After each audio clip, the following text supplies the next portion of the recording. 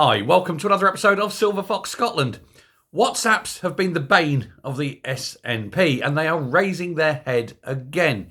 This time in the form of reports and bans and all sorts of obvious chicanery and skullduggery committed by the SNP over the whole of the pandemic period and probably ongoing. Nicola Sturgeon's excuses that she was only obeying orders over WhatsApps has been basically obliterated.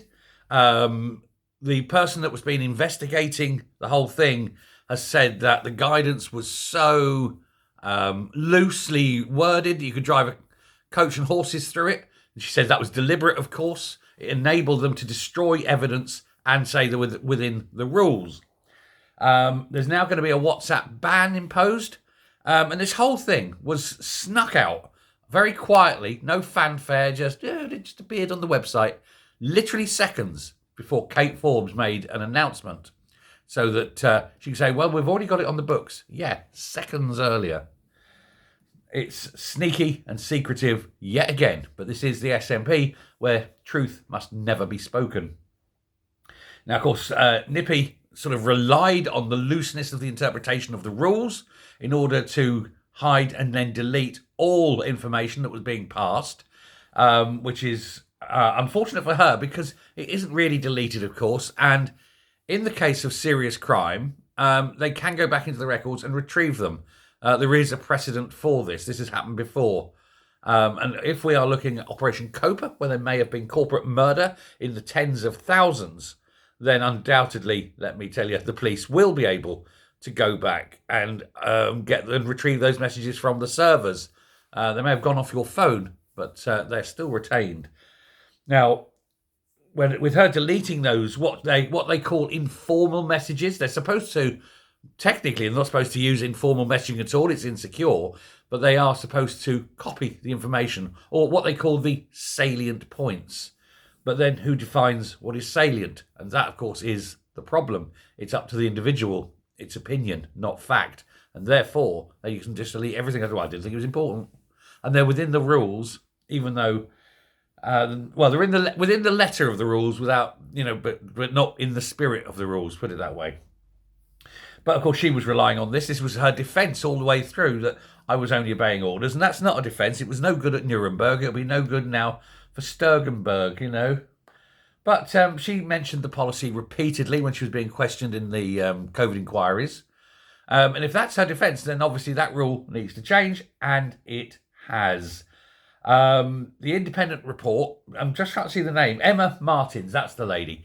Emma Martins produced this independent report on the use of WhatsApps and non-official communications, and said that there's a very, very loose, policy, as I say, in the absence of any information about guidance or how to transcribe things from one form of communication onto the official one. That just didn't exist. How to do it didn't exist, and it's therefore basically a big hole in the defence, if you like, of democratic accountability, and it shouldn't happen. She said it seems clear, particularly sort of in the time of what you could call heightened anxiety over COVID and that all those involved should have retained all messaging, and the instruction would be that you deleted nothing. It must be kept rather than deleted. And it's a rule that needs to actually, first of all, it does need to change to be that they are kept, but secondly, it needs to be changed that you cannot use WhatsApp. And WhatsApp must be a fireable offence. And when I say fireable, I don't just mean you stop being a minister. You stop being a political person. You are out of politics. If you cannot follow that rule of basic state security, then that is an immediate, disbarment from office, from all offices, from all public offices. Put that in there. The moment you use a WhatsApp for an official communication, you're fired. You're gone. You're done. And that's it. You bring that in, let me tell you, the things will change. They like their money too much. Swinney also claimed that he followed these rules. He deleted everything as well. Isn't it funny how sometimes they can follow the rules and then sometimes they can't? All depends on whether it suits them or not, doesn't it? But he was asked by the inquiry lawyer Jamie Dawson, who asked him about his discussions and said, did you record all the salient points? And he said, I should think so, yes. So that's not a yes then. It's I should think so, yes. So another ambiguous answer, another unclear yes or no answer. What's wrong with answering yes or no? Oh, well, that ties you down to an answer, doesn't it? And they don't like being tied down. Miss Martin's report was pushed onto the government website last night, very quietly, as I said, just slipped in.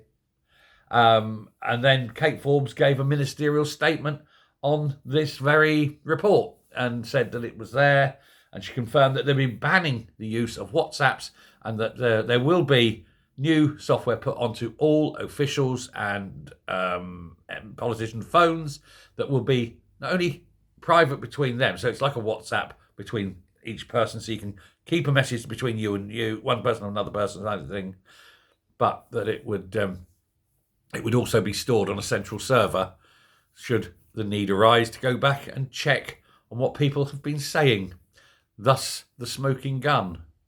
That, I think, is desperately needed. Had they had this at the time of COVID, we wouldn't be looking at Operation Copa.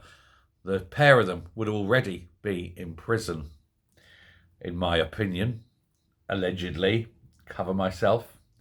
Dr. Sandesh Galain, he's the doctor, conservative medical health spokesman, come on brain, he said the statement is a clear admission by the Scottish Government that what they have been doing and what they did over the COVID pandemic was wrong.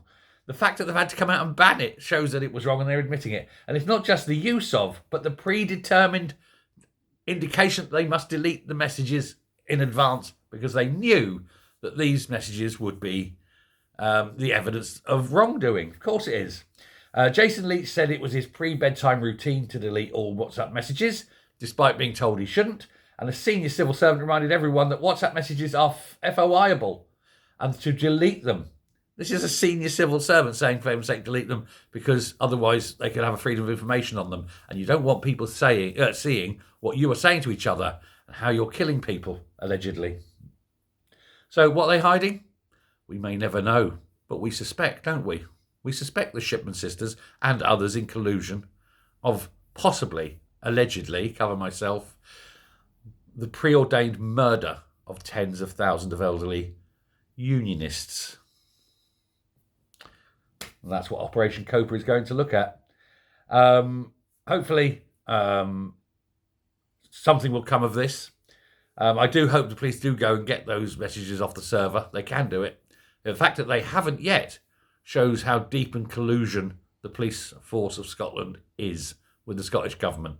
A change of government can make a whole big difference. And let's hope Reform do come in and form the next government in Scotland.